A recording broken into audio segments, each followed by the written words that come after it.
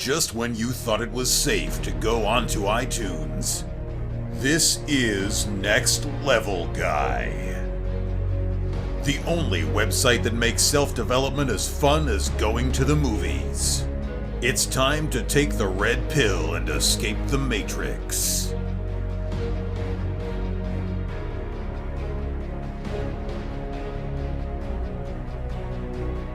What's happening, guys? It's time for another episode of the Next Level Guy Show podcast with your favourite tutor, Ian Dawson-Mackay. Next Level Guy is a go-to men's interview, interest and improvement website where I quiz the experts to find out the hacks, tips, methods and protocols that you can implement in your own life to take it to the next level and live happier, healthier, wealthier, sexier and so much more. Today's guest is Nick Bare. Nick is the CEO of Bare Performance Nutrition, founder of Embrace the Sack Training, host of the Bare Performance podcast and published author of 25 Hours a Day. Nick spent 4 years as an active duty Army Infantry officer and applied the lessons he learned during his time in service to building his business and inspiring others around the world. In this interview, we discuss his story, how he built a business while serving his country, his amazing accomplishments, and how you too can build a business by putting in the work and embracing the sack. And now, let's get to the interview. Thank you so much for doing this. You're an absolute star. I'm a big fan. You've built a juggernaut of a business. You've done some amazing walk, like 100-mile walks. You're a gold mine of amazing achievements. But for people who don't know the name, can you just give a quick intro, like who you are and why you're so well known? Yeah, absolutely. So my name is Nick Bare. I'm the owner of Bare Performance Nutrition, which is a sports nutrition dietary supplement company. We're based right outside of Austin, Texas, about 20 miles north of the city. I started the company in 2012 when I was in college, actually. So I was studying nutrition at the Indiana University of Pennsylvania, which is up near Pittsburgh in Pennsylvania, Western PA. And I started Bare Performance Nutrition when I was a junior in college with a small $20,000 loan. Quickly after that, a year later, I went active duty Army as an infantry officer, was shipped to Fort Benning, Georgia for a year where I completed infantry officer basic course, ranger school, airborne school, and then my first duty assignment was Fort Hood, Texas. And when I got to Fort Hood, I started a YouTube channel. This was 2014. And I was just documenting the process and journey of training and nutrition from like a kind of a personal vlog standpoint. And I was still running and growing and scaling my supplement company at the time. And my content just started to pick up where I started documenting and showing pieces of the military and the experience as an Army officer, and then a 9-month rotation in South Korea and documenting that process and showing behind the scenes of being an infantry platoon leader and scaling a business and brand and trying to learn how to be an entrepreneur. And then in 2017, I transitioned out of the military, which was kind of just the perfect timing because a year before that, our brand grew 750% in 1 year. And that 9 months, that 9 months I spent in South Korea, which I could talk about forever, was the most productive 9 months of my life and kind of really set me up for success to this point now. So when we got back from South Korea, my brother moved down to Texas, and we moved into a 6,000 square foot facility, which we outgrew in about 2 years, and now we're in a 10,000 square foot facility. And I was able to take, that brand that I started in 2012, which for the first 3 years, we didn't make more than $20,000 a year, and then going from $20,000 a year quickly to six figures, and then within a year after hitting six figures, hitting seven figures. And now being a multi-seven-figure brand, and just like the process and journey of scaling that brand through social media and my time in the military and lessons learned has been a crazy experience and journey, but I've loved every minute of it. And that's kind of what put me in the position right now where we can continue to scale and build this brand, and I can work on my personal brand using YouTube and social media platforms to ultimately be transparent and show the behind the scenes process of what we're doing. I mean, I love that because it's more when I found out your story that, that you had signed a lease before you'd even seen the building, that, you had created a business by asking your dad and that to, package parcels while you're overseas and stuff like, it's like you did a no list of business rules, and everything you did, you made it work. And that's why I wanted to have you on, because you've got such an amazing story, and it also shows like some really strong characteristics in you that makes it successful. Like there's a whole kind of powerful framework there that you made it successful. Where other people would have crumbled. You pushed through. You walked over 100 miles. Was it regularly in the army, and then you did it for a charity. You've done an Ironman just because you fancied it. You've done some amazing things. But if we take it right back, I don't like saying the phrase "little Nick" because that sounds like I'm talking about something else entirely. But can you just tell me a little bit, about who you were as a kid? What kind of, if we went right back, what would you be doing? What kind of things were you interested in? What kind of led you initially into the sort of military style? Were you always interested, sort of, in that national pride when you were younger? No, that's interesting. So I'm currently writing a book right now, which should be released in the next about 3 months, and it's called 25 Hours a Day, and it's essentially my life story from where I started to where I am right now. And I talk about, and this is what I'm going to explain right now. Growing up in high school, I was pretty average. I didn't stand out to the extremes from like physical performance. I was never a stud in sports. I wasn't a stud in school. I was just like your average high school student. Did average things. I played sports. I got into fitness when I was like a junior or senior in high school. But what made me want to join the military was my cousin. He was active duty Army infantry, and it was like 2006, 2007 when the war was really kinetic. And he would come back from these deployments back home, and I would see the way he was changing. Like his values were changing, and the respect he gained and was shown from the community and our family. And there was this one time that we were at dinner, and my grandma asked him, like, why do you do this? Why do you keep going back to war? Why do you stay in the Army? Like, what is it that keeps you going? And he said, like, someone has to do it. Like, someone has to, and that's why we have this voluntary-based Army in the U.S. Someone has to stand up and do it, because if not, we'd be forced to. So someone has to contribute to the society and help. And that really, that stuck with me for a long time. And that made me want to serve after watching my cousin, grow and develop, and the lessons he learned in the military. It made me want to follow that same path. So when I was about a sophomore, it was either sophomore or junior in high school, I applied for a National Army ROTC scholarship, which I was selected and awarded. So essentially that meant I would go to college paid for by the military 100%, but I would owe military service afterwards. So I got into, when I found out I got the scholarship, I started getting more into nutrition and training and physical performance to prepare myself for college, where I was going to be an ROTC. And that's kind of what put me in the path of wanting to join the military and taking that next step forward, because as soon as I got to college, I signed my contract that said I commit, my 4 years to college paid for by the Army in exchange for time and service. Because I love when I listened to another interview and you'd said, that you'd done that, and then you thought, okay, I'll do 4 years and then I'll become an architect. It was that kind of idea of just, yeah, there's no problem, no danger. I'll get that done. Then I'll move on to the next chapter. I like the way you had already sort of planned out what you were going to do. Do you think you'd ever gone down the 9-to-5 role? Were you always the sort of person who needed to keep challenging yourself and sort of putting yourself into these kind of situations? Were you like that as a kid, or is that something you've kind of just done through learning, like growing your business, running the Ironman and all that kind of stuff? You just found that you just get off on these kind of challenges even? I mean, early on, I had like the entrepreneurship spirit. I still worked like 9-to-5s growing up. I needed to make some sort of money to pay for the things I wanted to do when I was in high school.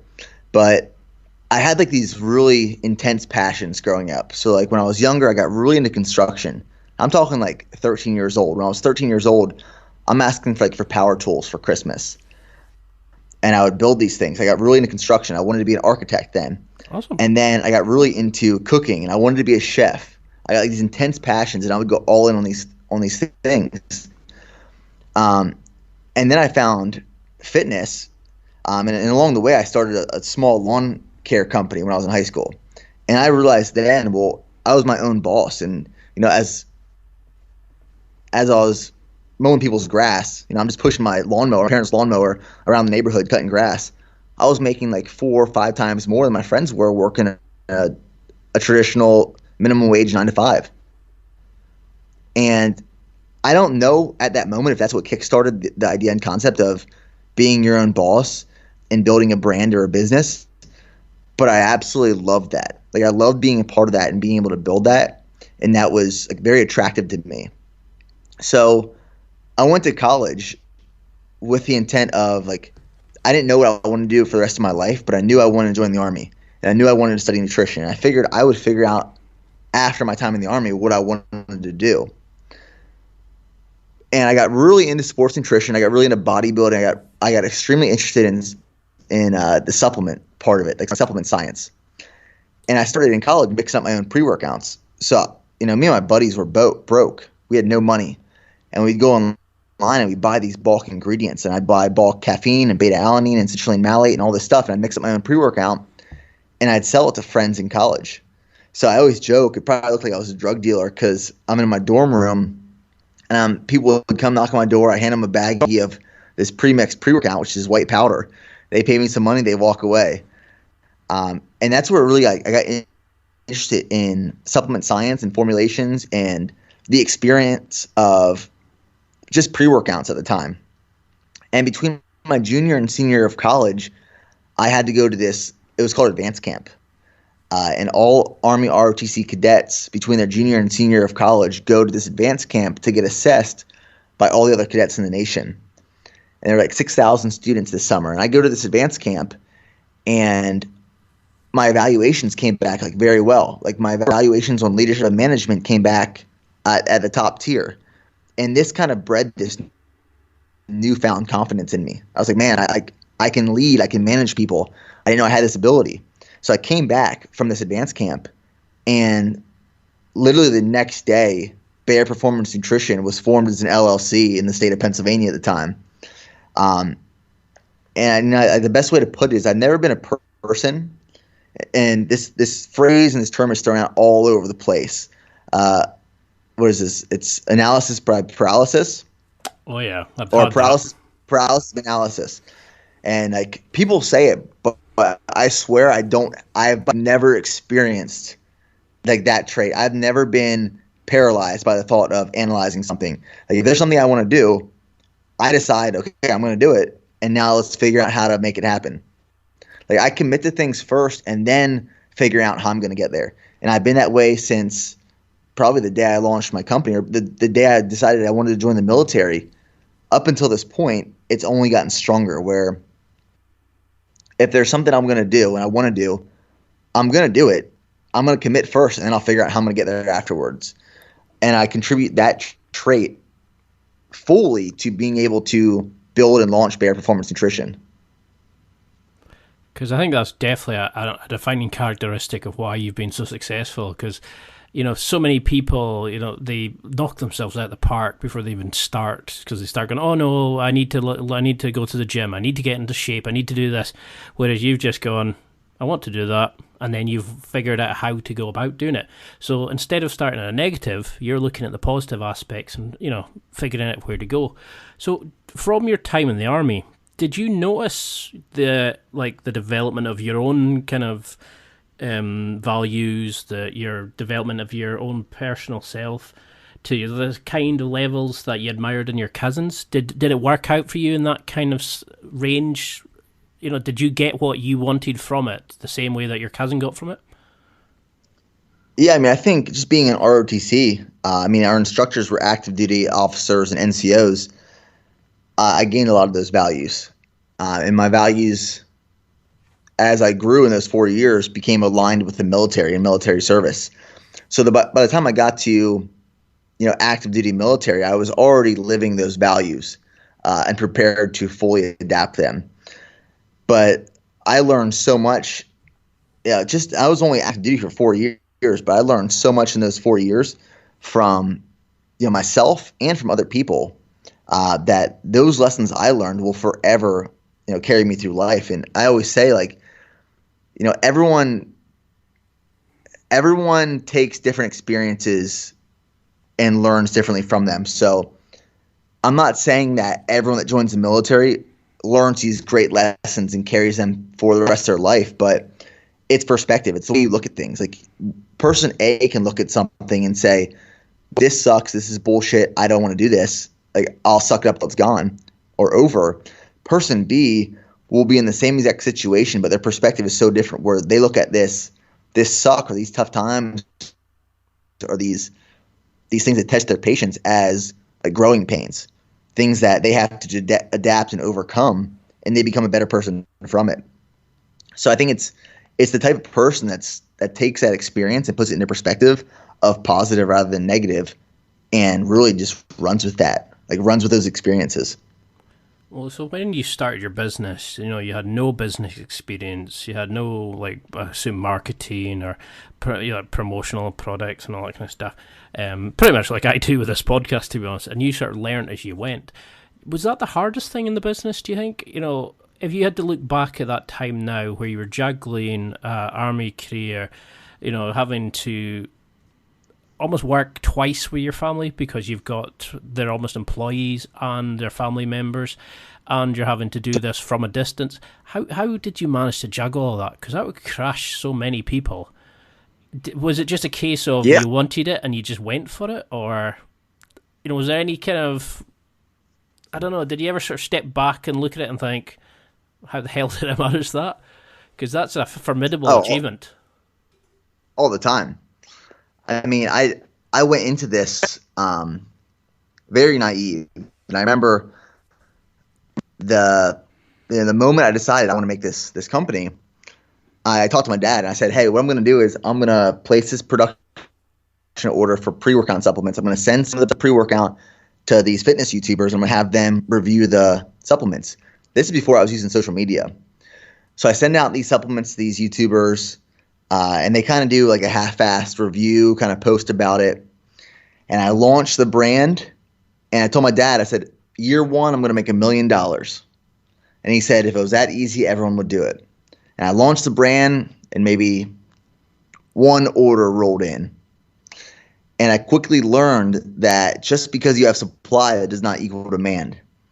And I think in today's society, especially from a social media perspective, and especially from social media entrepreneurs, I did things backwards. Most people now that start brands, not all, obviously, but from what you see online, people will establish this social media following online, and they think, well, I'm going to monetize it now. And then they become an entrepreneur. Then they start a company. So I always look at this and I say, well, were you passionate about entrepreneurship, or are you passionate about just making money, right? I did things backwards. I started a business, and I didn't start social media for 2 years after that. So when I launched, like I said, I quickly learned that supply does not equal demand. And then I had to figure out, well, how am I going to create demand for the supply? And that's when, I was so committed. It was never, hey, if this doesn't work out in a year, I'm going to close it. If this doesn't work out in 2 years, I'm going to close it. If this doesn't work out in 5 years, I'm going to close it. It was just every day, like, head down, drive forward, do what you got to do to get to that next step, and establishing these small goals to reach the big goal. And I became what I call like the Swiss Army pocket knife of BPN. I was the marketing, I was the advertising, I was the shipping, I was the customer service, I was the media department. I was placing production orders and working with manufacturers. Like, I was doing everything because I wasn't making enough money to have help at the time. It wasn't until I went to South Korea and was stationed there or even when I joined the military, for that matter, that I had to ask my family to help pack orders as I was gone. And when I say help pack orders, this was maybe 1 to 5 orders a week that would roll in while I was gone. And the first years were hard. The first 3 years were hard, where like I said, we were doing less than $20,000 in revenue a year, and I was trying to figure it out. And I was doing everything that I could to teach myself. But I was coming from a background where I didn't know people in entrepreneurship. I didn't know people that started business, especially e-commerce businesses. And I quickly learned that if I wanted to make it happen, I was going to have to teach myself. And I knew that all the resources I needed were available online. And that's what I was going to do. I was going to double down and spend every waking minute teaching myself how to build a brand until it happened. And that's what I did for 9 months straight when I was stationed in South Korea. That was the most, like I said, most productive 9 months of my life, because when I got there in early 2017, I said and told myself, okay, Army is priority. That's number one. But in every waking moment outside of my time at work in the Army, I'm not watching any movies. I'm not watching any TV shows. I'm not playing any video games. I'm not hanging out with friends. I'm strictly working. I'm learning how to edit videos. I'm learning how to take photos. I'm learning how to market products. I'm learning how to build a website. I learned how to code a website. I taught myself everything I needed when I was there. So when I first got to South Korea, we were making maybe at the time $2,000 to $3,000 a month in revenue. And I told myself by the time I leave, I want to be making $10,000 a month in revenue. And within the first 90 days, I made that happen. And that was our first year we hit six figures. And that was a massive shift. And that was massive for us. I mean, is that the kind of thing that you think was why it was so successful, that you were just literally going in blind to it? You didn't it was almost, I don't want to say ignorance is bliss, but you didn't know what was doing, so it was the enjoyment of learning. It was that kind of developing your skills, stepping into the unknown, and just challenging yourself that made it so almost fun in a way, because you didn't know that, like, if if you didn't start your business, you wouldn't have put yourself under that immense pressure that other people do when they go and build these massive brands and then have no products to go from. You started it in scratching your own itch, so to speak. Well, I always say I was ignorant 100% before starting. I didn't know what I was getting myself into. But I knew it was something I was passionate about. I knew it was something that I would love creating and building. Like, I love projects like that, creating something from scratch and learning how to make it happen.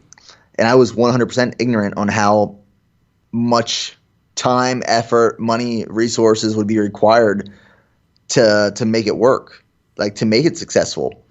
But like I said, like even as I learned, as I got, even years into it, I started to realize how hard it was going to be. It never made me double think what I was doing. It only made me want it even more, because people would tell me, like, even my accountant after year 3 told me, who was no longer my accountant, but told me, hey, you should consider closing this business because I just don't see it working. And friends would say, you should consider closing the business. It's not doing anything really. And it never really made me mad. It never made me upset. I was just so driven on that path that I wasn't going to stop. And that's just, the best way to put it is I went all in. And when I went all in 100%, that's when I saw the change. That's when I saw the difference, because you can't half-ass anything. You can't go 50%, 60%, 70%, or even 80% at something if you expect 100% return. And when I went all in, that's when I saw things really pay off. So how did you know then at that point you were building not a merchandise stall basically, but an actual brand, something that was actually giving value to your customers and something that you truly believed in, something that you could actually spend these 25-hour days you've talked about. How can somebody make sure that they're not just adding to the noise, but they're actually building a brand which they believe in, that they know is not trying to fuck over their customers, that they know is actually going to do some good in the world? Because your brand is amazing. You've got, like, the products you sell are what customers need, but you're making people better. You're not making money off them just for the sake of it. You're actually benefiting your customers, which is quite rare in the fitness industry. So how do we make sure that, like you've done, have built a business from the ground up, but actually make it sure it serves the people that purchase it from it. Yeah, I mean, I think it's easy to spot someone who isn't genuine and authentic. And when I started my YouTube channel in 2014, it was never the intent to monetize or sell products. And when I first started my YouTube channel, I wasn't even selling my products. I wasn't pushing them on people. But I started doing YouTube to help people with training and nutrition. And that's where it all started. And then I fell in love with the response and documenting my life and my progress, and then seeing people react and share their progress. And I love that aspect of it. And I learned and quickly realized I'm not selling a product. There's a difference between a product and a brand. I am a brand. Like my personal brand with BPN, we are a brand, and there's a lot of different ingredients, if you will, in that entire recipe. So like one of those ingredients is the business, is the supplements. But then there is the education through training and nutrition. And there's the motivation and inspiration through things I do physically and speeches I give and things I talk about that I learned in the military. And then there is the transparency aspect that we really honed in on early, showing exactly the process, like documenting the entire process of where I started for the last 6 years, essentially, through building this brand and this lifestyle on YouTube, on social media, and showing people like how we formulate products, showing people where our stuff is made, showing people how it is made, like showing every aspect of what we do and being super transparent in that. There's nothing we can hide because we show everything. And when you take all those ingredients for that recipe and put it together, you have a living, breathing brand. And that brand resonates and is relatable with people. People can feel what you're feeling. People can experience what you've experienced. And when you have that living, breathing thing, it has so much emotion and inspiration as a whole, not just for the people that work here at our headquarters in Austin, but worldwide. Like you can feel that with other people. I love the absolute passion you have for your business, and every time I've listened to you in different interviews and seen your website and stuff like that, you can feel that there's actual true passion behind this. You're all in, like you've said, into your business.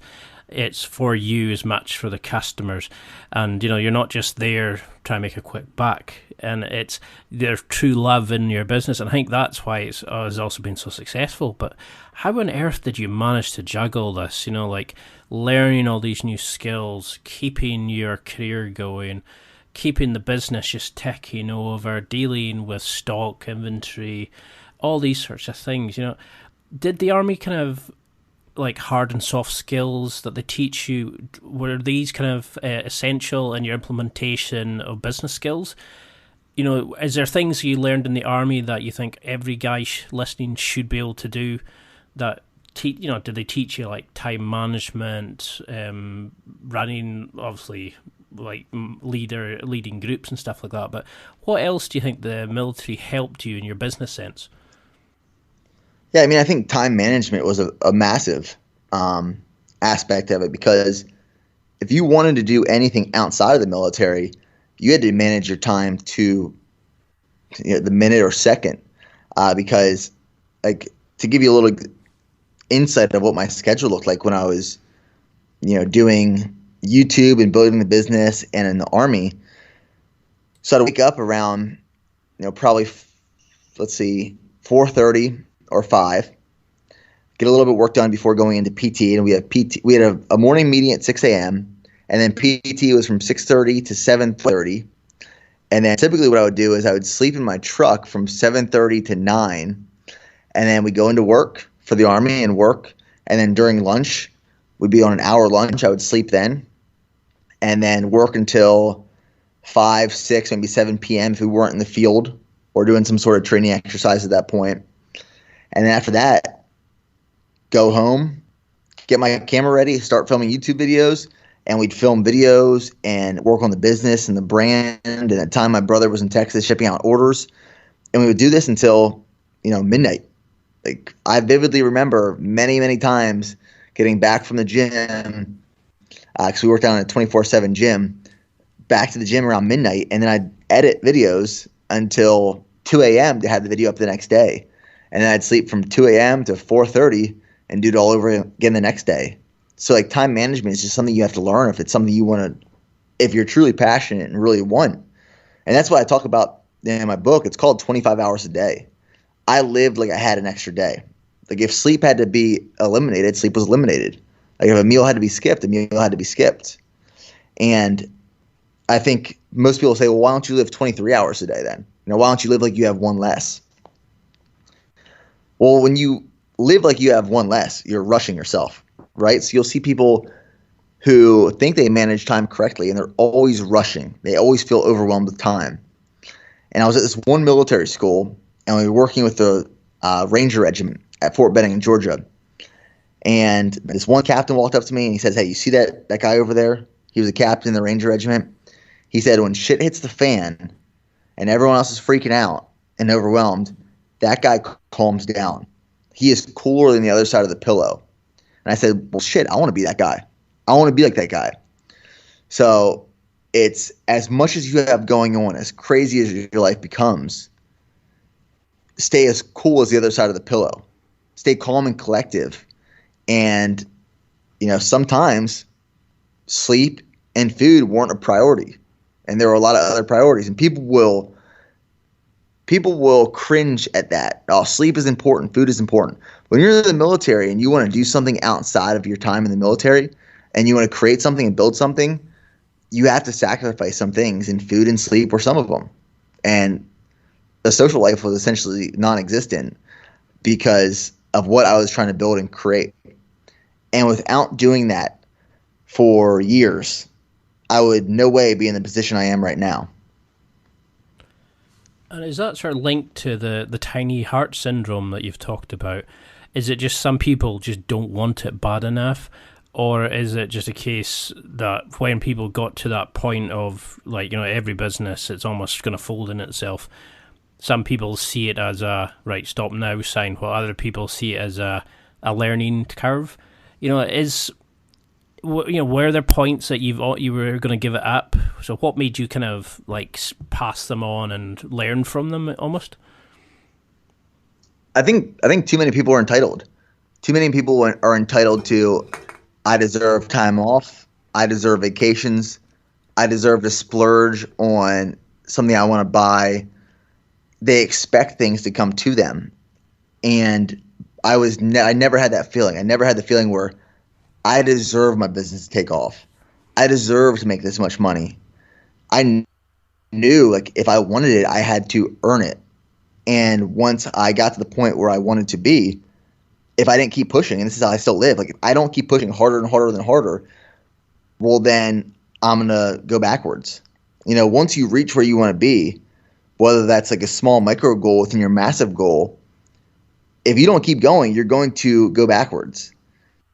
It's always pushing forward. And having that mindset it's kind of what allowed me to keep driving forward for 5 years. I didn't pay myself for 5 years after starting the business. First time I paid myself and took money from the business was 2017, and I started it in 2012. That's dedication. I mean, is that where you've come up with the concept of embrace the suck? Is it during this time you that was a sort of initiated for you? What can you explain to people listening what your sort of philosophy of embracing the suck is, and how you utilize it, and how other people listening can learn from your kind of approach to not give up when it's just getting uncomfortable, become comfortable in the uncomfortableness? Yeah, I mean, embrace the suck is a term that's been used in the military for decades. And the first time I heard it, my buddy was in basic training. It was 2009, maybe around then. And he was having just a crappy day. Drill sergeants were yelling at him, and he went to the porta potty to kind of get some alone time just to escape some of the screaming. And on the porta potty wall on the inside was written in Sharpie, "Embrace the suck." And he came back and he told me that, and it resonated with me. And it wasn't like it changed my life, but it was the writing on the wall of how I wanted to live my life, right? So I thrive in times of lack of sleep where I'm physically beat down and tired. And that's why I do some of these things like the 100-mile ruck march, the 150-mile ruck march. It's why I'm training for an Ironman right now. It's because I thrive. Like when my legs hurt, when my lungs hurt, when my heart hurts, when everything hurts, that is like, I look at that as fuel. Like I embrace that feeling and I use it as fuel to push me forward. And that mindset, that discipline, it compounds over time and time again. So some people will say that mantra. They'll say they can embrace the suck as they're doing something. Maybe it gets them through their first 5K. Maybe it gets them through their first marathon. But if you don't live that every single day of your life, you kind of, you lose it. If you don't use it, you lose it. And, it's one of those things that people want to get motivated and driven for that one thing. And I think it's going to change their life, no matter what that is. But it's something that compounds. And that's what I always say. Like, it's multiple things that I want to do. I always want to live this lifestyle in that mantra because it compounds over and over again to put you in a position of success. When I was trying to scale and build my brand, just because I stayed up one night and didn't sleep and embraced that doesn't mean I got any closer to building the business. Just because I couldn't do some things of luxury because I had to save money for the business, that one time didn't get me closer to building the business. But it's these things that compounded over time, and I did it over and over again. It became routine and discipline that put me closer to building my business. So how does that go in conjunction with the one more concept? Because I could imagine that in terms of like one more try or one more rep and things like that. But was that something that you used, giving it like one more day, one more like last push to get this done? How did you avoid burning out during these and like really intense days when you're really trying to embrace the suck? But did you ever just sort of crack under the pressure and just need a break from it? Because you were working non-stop on your own personal project, which I know myself is devastating. But you were in an area where you couldn't just go take a vacation. You couldn't just stop because you're in a very regimented and controlled environment. So how did you avoid that burnout? Because so many people listening give the bullshit excuse, oh, they don't have enough time. Oh, it's too hard. They haven't got the energy to deal with work and running a side business. But you're in the military service, and not even in the same country as your business products, and you're making it work. Do you think we've become soft as men due to all the modern technology and stuff we've got? No, I've experienced burnout 100%. My 9 months in South Korea, I never experienced burnout. I'll admit to that. But I do experience burnout sometimes, not to a sense where like I don't want to do things anymore, but in a creative sense. I get creatively burnt out sometimes because my mind is always going and thinking of the next thing. Like I'm always trying to push my limits of what I can accomplish. So I don't get like physically burnt out. I don't get necessarily mentally burnt out. I get creatively burnt out sometimes. And I think that's pretty normal. And one thing that I found that helps that is running, actually.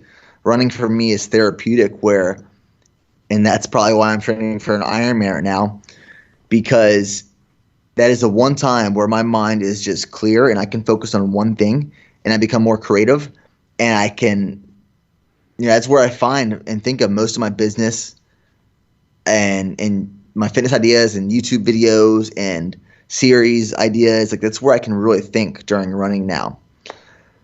And I think burnout exists. Like I have been physically burnt out. I have reached levels of overtraining by overdoing it. But to be honest, I like burning out because I like knowing where my 100% is. So many people are afraid to burn out. So many people are afraid to overtrain. So many people are afraid to undersleep because they're afraid that they're going to burn out. And they think they're operating 100%, but in reality, they're probably operating at like 40 or 50%. Most people don't know where 100% exists or lies because they've never tried to get there. I know where 100% is, like creatively, mentally, physically. I've pushed my body to those places. And that's why I still do some of this crazy stuff. Like that's why I'm training for the Ironman. That's why I did the 100-mile ruck march. I wanted to see where my 100% is, because if I know where that is, I know how to operate at 80 and 90. I know what it feels like when I'm operating at 50. I know what it feels like when I'm operating at 100. And a lot of people will never feel that. So a lot of people, when they say, man, I'm going 100% at something, no, man, you're operating at 50. You just don't know what 100% feels like. And that's why. Like, that's the main reason why. And I'm a firm believer of that. Because that was actually going to be one of my questions was, you seem to almost replace the military demands and the changing environment and the challenges that come from it by creating your own, taking up an Ironman, doing workouts so that you can actually see your reflection in your own sweat and these sort of things, and constantly creating the podcast, writing the book. You seem to kind of always need to keep challenging yourself from it. And, was this something that you found hard to transition from military life? Was it difficult to kind of leave that ideology behind? I don't know, that's say that kind of ideology of yourself as the military man and move back into sort of civilian life. Did you struggle at all? No, I mean, I did miss it a lot when I got out. I missed it. I missed the people. And I think one of the things when I was in that I really enjoyed was I loved being a leader by example. So I loved, if the guys were expected to run 8 miles that day, I found joy in being in front of the platoon, setting the standard, running those 8 miles with them. And I loved, setting the example of doing the right thing. And I thoroughly enjoyed that. I loved being a part of a team. And when I transitioned out, I didn't have 40 guys with me anymore. I went to a small team, just me and 2 other guys, building the brand. And that's what I missed. Is I missed all the people, all the energy, all the camaraderie when I got out. And that was probably I don't want to say a shock, but I consider going back in for a small time being to get that back. And when I was in, and when you are in the military, you feel this purpose. Like, everything you do, whether productive or unproductive in the military, you feel a purpose of what you're doing, an overarching purpose. And when you get out, it's like, well, what's my purpose now? And I think that's kind of the hard thing to re-find.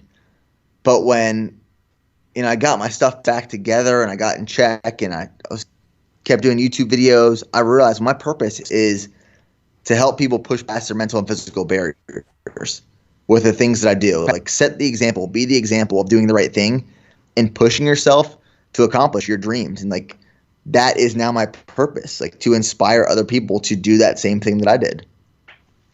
Apologies for the intrusion into your interview. Just wanted to give you a quick shout out about some affiliate deals I've been working on. If you go to www.nextlevelguy.com/affiliates, you'll find some special offers, listener exclusive deals, and discount codes available here. There really is something for everyone. It doesn't matter if you're buying for yourself, a special occasion, or for someone else. You can find whatever you need there. There's a lot of inspiring companies and interesting products that you may not have seen before, but you'll definitely want to get. There's companies there advertised like Onnit, Amazon, Meet Andy's, Barbell Apparel, Dollar Shave Club, and so many more. There's companies who help you with your dating life, who help you with your sporting performance, and who can improve your sex life. You'll find sporting equipment, tactical gear, outdoor equipment, gadgets and gizmos, and so much more. If you need it, it's there, and stuff you never even knew you wanted, but you'll definitely want to check it and pick it up there. Simply go to www.nextlevelguy.com/affiliates and enjoy.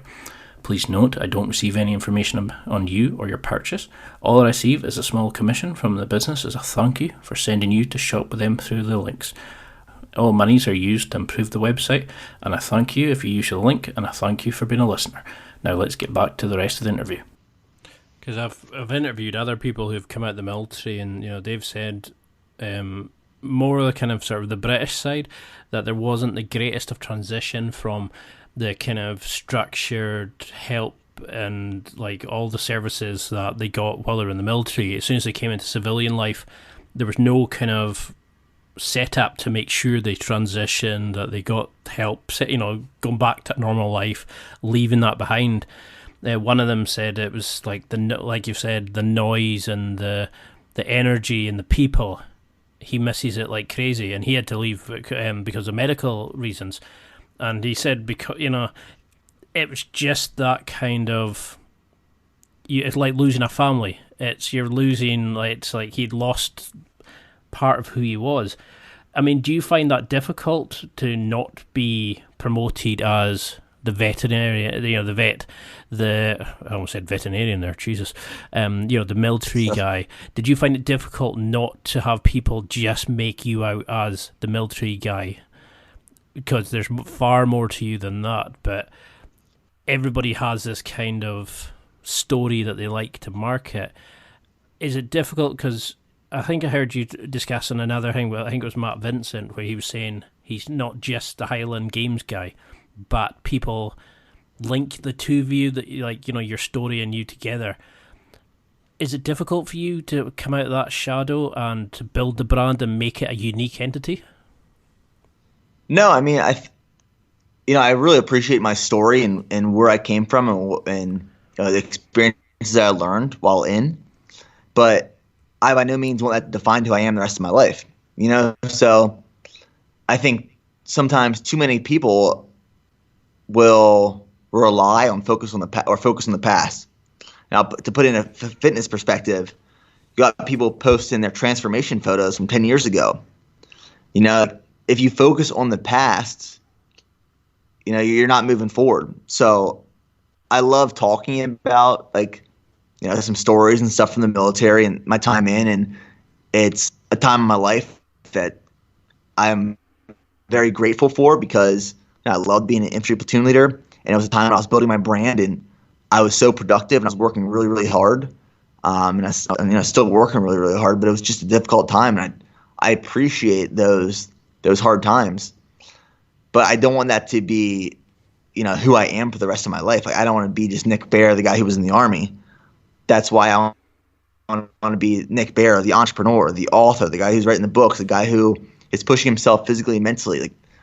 I am appreciative of the past and my time in, but I want to do more with the future. And I think that's where a lot of people fail and get stuck, is they get so caught up in the past of what they've done or how it, who it made them be, they stop focusing on the future.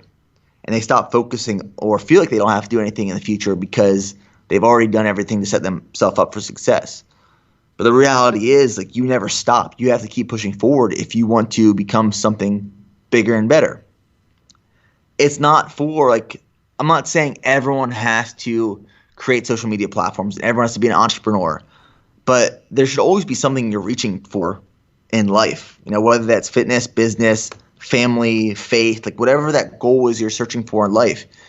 You have to constantly be taking steps forward to self-improve towards that. And if you're always focused on what you did in the past, I think that's what hurts so many people.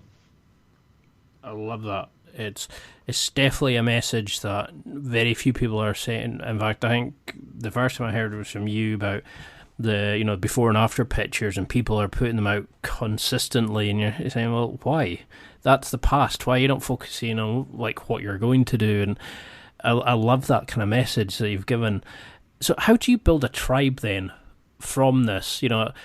If you take away that aspect of your story and we remove our past laurels, almost, if you want to call them that, how do we then make sure that, we talked about how to build a brand that connects with people, but how do we build a tribe with this? How do we make sure that we're getting into the right people and we're not just noise, we're actually getting to the people that are going to connect with our brands?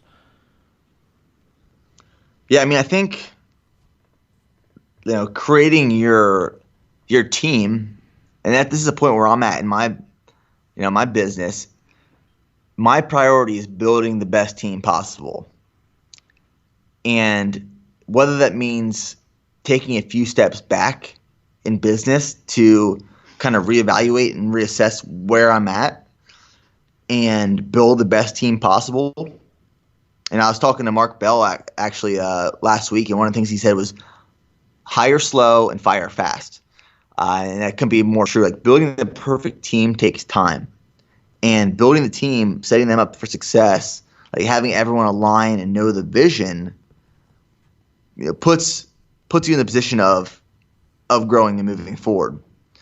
Now, surrounding yourself with that tribe, those people that align with you, I think it's a very interesting concept and perspective right now, and I think it's something that's really popular and it's pretty buzzy, online right now.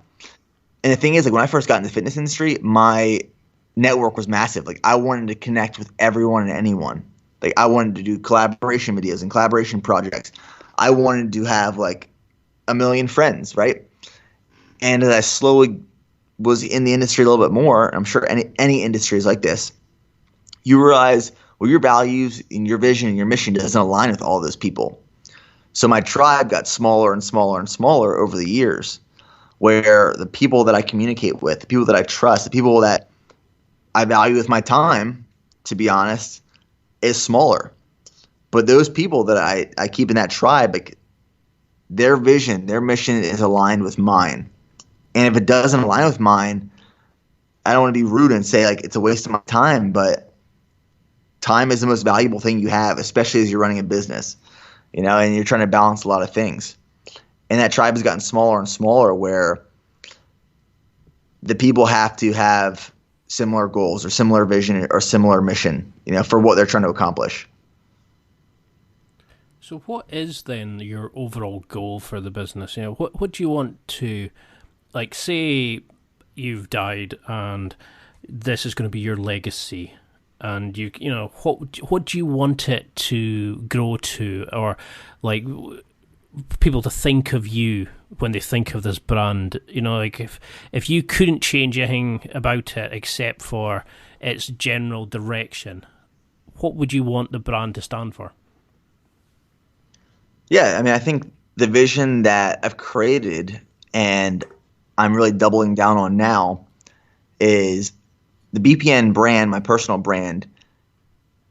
It resonates with people to push themselves past physical, mental barriers they place on themselves. And I think this is the moment it really hit me. This is what I wanted to do. It was probably 2016, and I was a platoon leader for a few months at this point. And I was that platoon leader that would give motivational speeches sometimes after PT. And this one time I gave this speech to my platoon just to jack them up and get them excited. And I wanted to know what they wanted to do with the rest of their lives. And I went around the circle asking them, and I realized so many of them didn't have the confidence. They thought they had these barriers on them, physically and mentally, of what they could accomplish in their life based off of where they came from, where they grew up, their family, their experience. And I literally got angry. I remember getting angry because I was you guys you're putting these mental and physical barriers on yourself. You have the ability to do so much more than you think you do. And that stuck with me for a long time. That was just my 40 guys in my platoon. But I want hundreds of thousands or millions of people to be touched by that message, where, I was that average dude growing up. But because I didn't have these mental and physical barriers that I placed myself, I was able to do things that no one else thought I would probably do when I was younger. And anyone can do that. I am no different than anyone else. My mindset just going into things pushes me a little bit further. So that's the message I want to get across. That would be the legacy I want to leave. And is there a way that we can identify and then start working on these, these kind of rigid blocks? How do we know what's sensible to listen to, but what's actually holding us back? Was there a way that you kind of acknowledged your own or understood it? Did the military, did something in your experience with the military or since then, how did you find out what's a bullshit holding you back and what's actually good to listen to in terms of these kind of mental stimulus even? I think there's small steps and stages that you move forward with. So by no means am I saying I identified this 5 years ago and went and did these massive big things instantly. But I got comfortable with slowly stepping outside of my comfort zone, whether that was picking up a camera and talking to it in public, or that was, you know, liquidating any investments or my Roth IRAs that I had saved up and putting them back into the business, or taking out a loan to start a business. It's these small things that you start doing, and with each one that moves forward, you take a little bit more risk, or it becomes a little bit more challenging, or a little bit more difficult. And I think that that's exactly where I'm at now, where, like, talking from a physical sense, well, now I'm training for an Ironman, which will be the hardest thing I've done. But I think you have to kind of take a big leap of faith in the beginning. I think one of the things that did that for me was two things. One, starting the business was massive risk and faith. Two, joining the military, and specifically Ranger School, which was like being fed by a fire hose, and that kind of forced me in a position of learning, adapting, and growing. And then after that, I realized, well, I can do these things. Let's see what else I can do. So if anyone's listening to this and thinks, well, how do I take the first step? Well, what's the first thing you want to do? And you think that thing that's going to be challenging and you want to do, but then there's instantly resistance due to overanalyzing it. Well, that's probably the thing you should do. Whether that's, start a new project you've always wanted to start a business, go run a 5K, run a marathon, enter a bodybuilding competition, train for a powerlifting competition. The options are endless, and I'm just talking from a business fitness perspective. But take that first step, and then after that step, find the next challenging thing after that, and after that, and after that. And eventually you'll be doing shit you never thought you were going to be doing. I love the way you look at things. I was blown away with the interview that you did recently with I think it was Matt Vincent. It was the first time that I actually heard an authentic conversation about business. About what holds people back and how people look at it. It was not the kind of the usual bullshit kind of answers that you hear in some of these podcasts, and it was really blew me away just how good it was, and it completely changed the way I look at creating a business and a tribe for myself.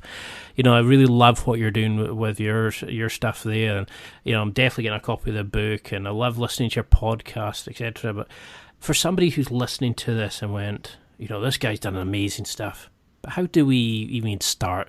Look at what he's done. I'll never get to this point. How do we stop comparing ourselves to like the Tim Ferrisses, the Gary Vaynerchuks, the guys that have created it off their own backs? The guys like yourself.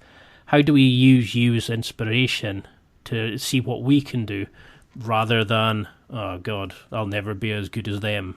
How do we keep it as a positive rather than a negative? I'll be honest. You got to stop.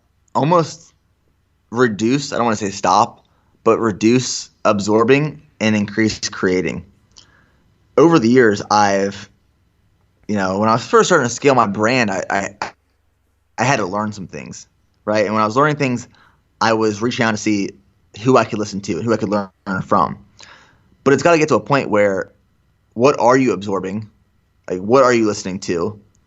And is it fluff or is it useful? And stop absorbing so much and start creating more.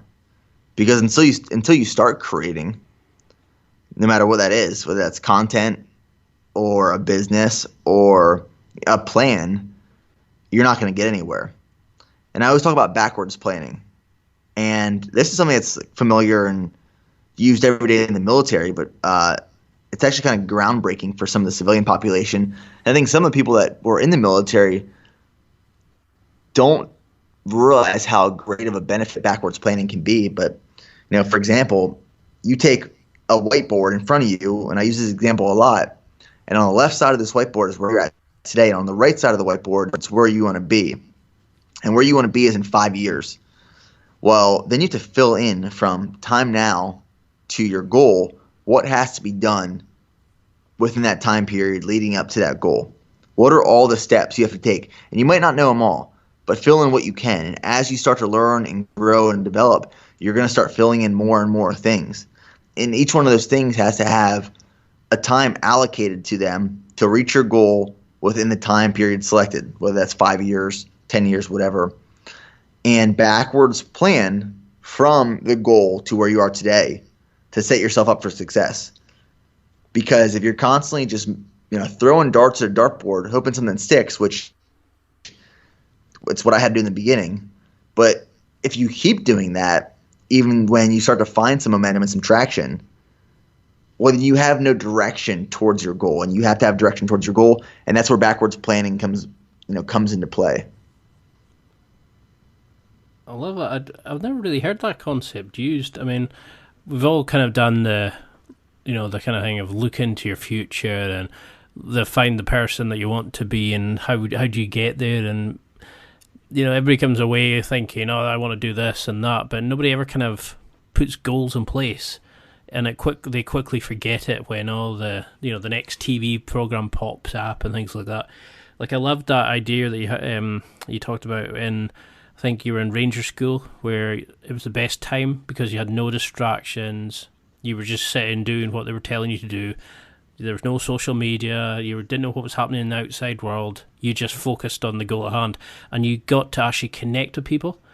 And I love that kind of thing of, once we don't connect with ourselves, we barely connect with the other people outside because of all this other distractions. And it's like you're saying, is we need to cut all that out, stop absorbing, and start creating. And I definitely know you've spoken to me there as well, because I've gone down the line of far too much crap. I'm trying to juggle 50 different platforms and creating a podcast and all that, and you give lip service to each thing, where you're not creating a proper effort because you're not giving everything that's due consideration.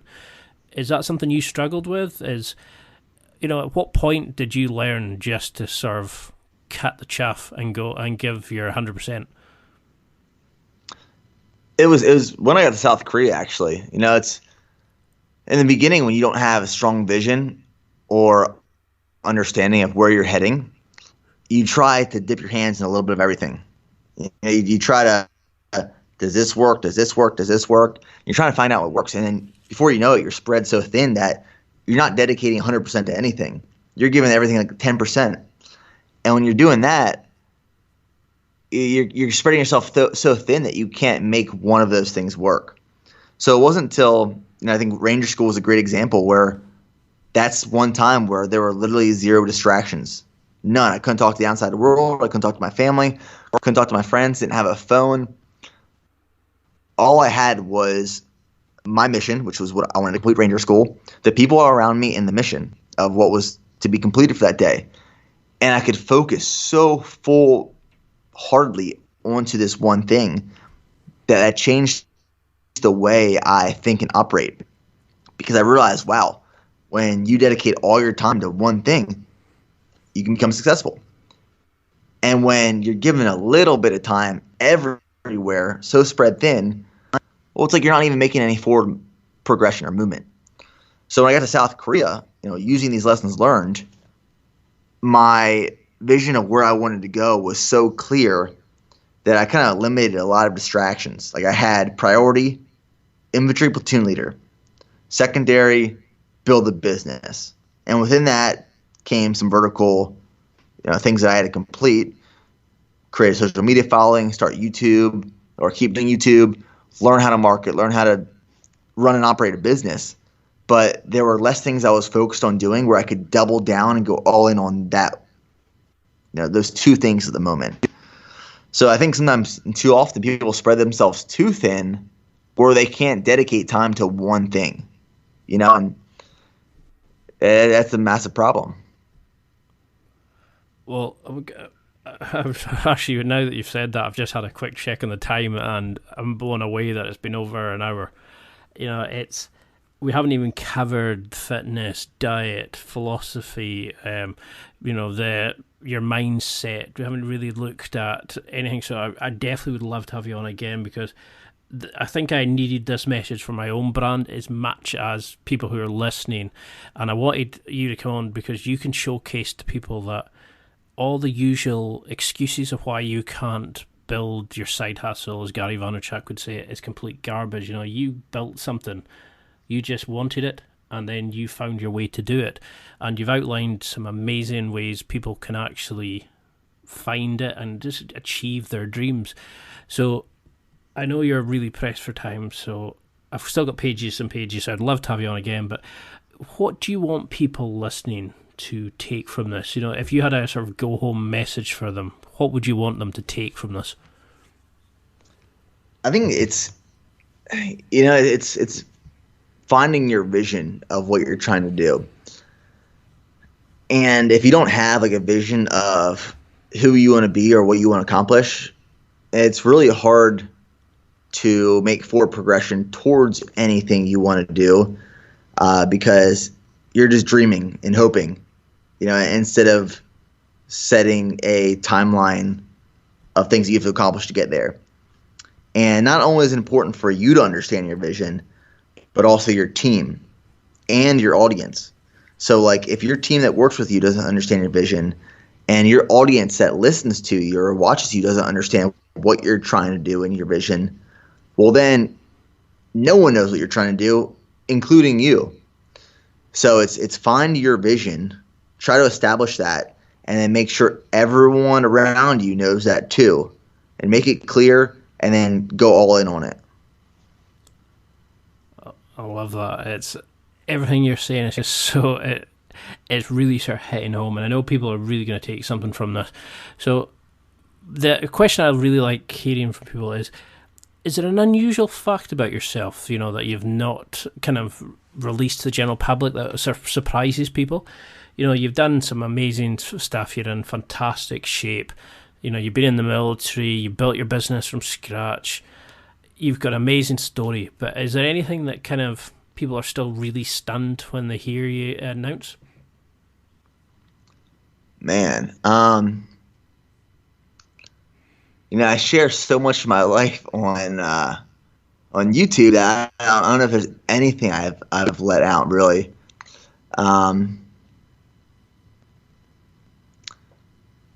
I'd have to think really hard on that one. One thing though is I'm a fan of pineapple on pizza, and I know a lot of people are not. So I might take some hate for that. I might take some love, but to each their own.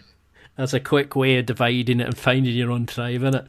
I mean, I've got this series of questions that I normally throw in like near the end of interviews where it goes in, and one of my favourite questions is you're ahead of a dinner party. You can pick 5 other people, alive or dead, real or fictional, but you have to pick the ultimate dream dinner party for you. Who would you pick? And it blows people away. The serious thought some people give, it's brilliant to watch. And we've had some amazing answers, from like, I think it was Mahatma Gandhi, The Undertaker, Genghis Khan, all on the one dinner table, and you're like, not sure how that would work. And that's what I love doing and really connecting with people. But that's something I struggle with just now, is building that community, is getting people to come back for the one, not just for one interview, but to come back and embrace the brand. And I really think a lot of what you said has hit home. I mean, how do you find your podcast? Are you enjoying it? What's the inspiration for you starting the book over continuing the podcast and keeping going with the brand? What made you go with the written format? Yeah, so the book is something I've always wanted to do. For one, it is the things that I've lived and documented on YouTube in a written format that can reach larger audiences. Right, so there's obviously like a marketing perspective behind writing a book, and it reaches a different audience. It establishes credibility as an author. So, when I first started, I was a YouTuber, and some people might see me as a YouTuber still. But I want to establish that credibility as a entrepreneur and author rather than YouTuber. So that's part of what the book is. And there's these things that I always talk about on social media. Like I'll give little stories and lessons on Instagram posts or snippets in YouTube videos. And I wanted a place that, which is this book, that they all lived. All these things that I talk about, and like some real life practical lessons through the military and starting a business and life that applies these lessons. I wanted that one place where you could, read those things. The podcast for me, and the reason we started that, it's, each social platform has something that is important. Like for me, YouTube videos are documenting and showing and transparency through vlogs and videos and showing emotion. Like video has a really great way to capture emotion and display emotion and make people feel a certain way. And Instagram has its place too. I think podcasts are great for longer audio pieces whether it's a conversation or it's a topic that I want to talk about. I think each social platform it's a different place where you can show and make people feel and react different ways. And I think a podcast is just one of those things. It's different, So then, if I was to ask you that 5 dinner guest question, who would you go for? Man, to be honest, dinner, I would probably say The Rock. To be honest, The Rock would be there. Good choice. I would have, let's do 2 different scenarios. One would be The Rock and my NCOs for my platoon, because I think that'd be super cool. The NCOs for my platoon in the Army and The Rock would be a badass dinner conversation and be fun, and it'd be wild. So that's one perspective. Let's see the other. The other would be all of the Medal of Honor recipients in the U.S. military. To learn, 1, their story before, 2, their story of receiving the Medal of Honor, and 3, how their life changed after receiving the Medal of Honor. I had the opportunity to meet Dakota Meyer, who's a Medal of Honor recipient, who lives in the Austin area, and we talk on a regular basis. And he was Medal of Honor recipient, and kind of just hearing his story and his perspective on his life before, the events during, and then his life after has been really interesting, and I really enjoyed that. And I think having a table of Medal of Honor recipients would be very interesting. I'm almost disappointed just now because I've just realised, we're coming to the end of the conversation, and I've just opened up thousands of sort of more questions. This is what I mean. This is why I love interviewing guys like you. It really helps me develop myself. It gets us more involved with you, and it showcases what amazing guys you are, and it inspires other people to become better men. And I can't give you a bigger compliment than that. What you're doing is fantastic, and you've got such an interesting story. I mean, I would love everybody listening to get a copy of this book. When's it coming out? Right now we're shooting for November. It's called 25 Hours a Day.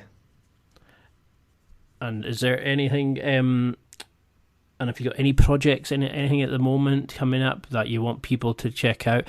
When are you planning to do your Ironman? Is there any kind of